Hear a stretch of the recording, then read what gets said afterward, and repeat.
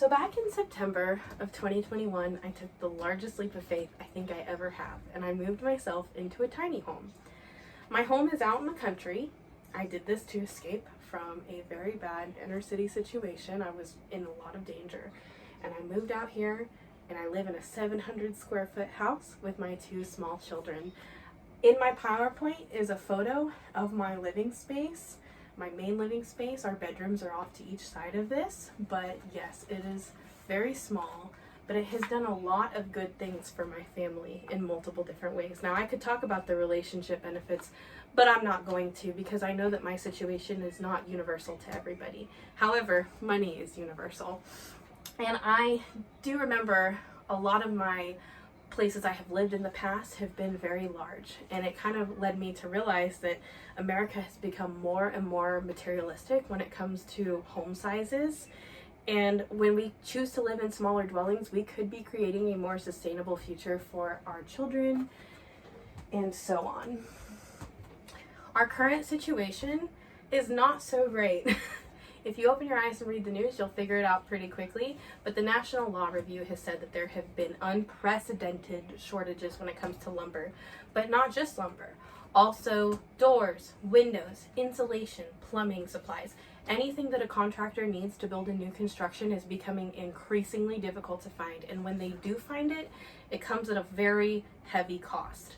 There are many cases where people go into contract to buy a new construction house, and it ends up falling through because the cost of the supplies went up so much by the time that they closed that they couldn't close because they were only approved for a loan up to the original amount that they had discussed.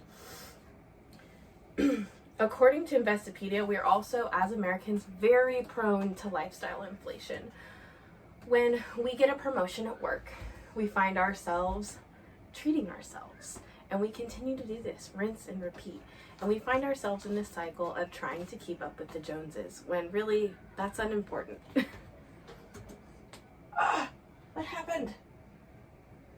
Okay, sorry about that. Is there a better alternative to these large suburban homes? I'm glad you asked. Absolutely there is. According to Green Matters, the average home in America, the purchase price for that home is $290,000.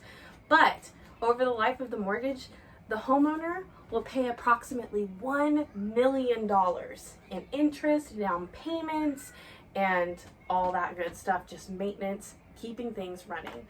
Whereas a tiny home over that same time frame will cost approximately $10,000 to $40,000. Now, if you want to stay on the lower end of that price point, you'll find yourself building your own tiny home, doing it yourself, but you can also buy pre-made tiny homes at the higher end of that price point. The obvious benefits of building it yourself is you do get to gain the skills of building that you might not have previously gotten before, and that has kind of been my experience, but that is not everybody's cup of tea. Tiny homes also allow people to live a more transient lifestyle. Most tiny homes, not mine, are on wheels, so you can attach them to some sort of vehicle and tow them from place to place. There are many websites that can give you the laws and regulations from state to state on tiny homes and where you can park them. Also, it's not limited to just tiny homes per se. People are building school buses and converting vans into little small homes for themselves. So I see this as a trend, and I see it continuing to grow over the years. But tiny homes can impact more than just our personal finances and our personal lifestyle. They can also have a great global impact. According to Green Matters, the tiny houses could be a potential solution for homelessness. In Latin America, they're already doing this. There are 2 companies that are building tiny homes 3D printed and putting them in rural areas to solve for poverty. So the Latin American technology when it comes to 3D printing is not quite as advanced as here in America. So I imagine if we brought that same idea over here, we would be blown away with how much we could solve.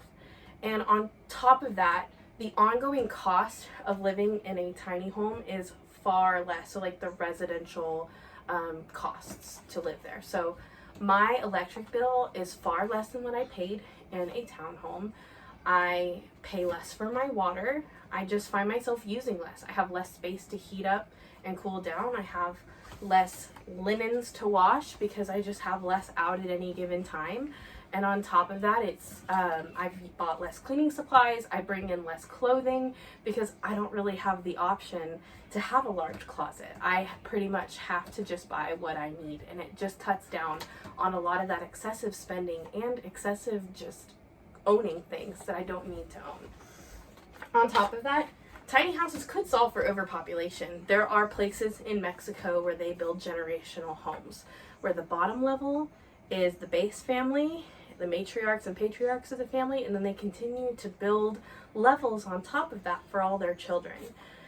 In some places in the world, that's not a feasible option. So imagine just pulling a bunch of tiny houses into one community, kind of like a trailer park, if you will, but imagine a little bit classier, and there you have it. Like, that would be a great solution for a lot of overpopulated areas. When we look back in history at the homes in early America, we hear of very large families sharing a one-bedroom cabin. And I think to get to a point where we are living more sustainably, we have to look back and live in a simpler way and maybe just start to go back to the basics.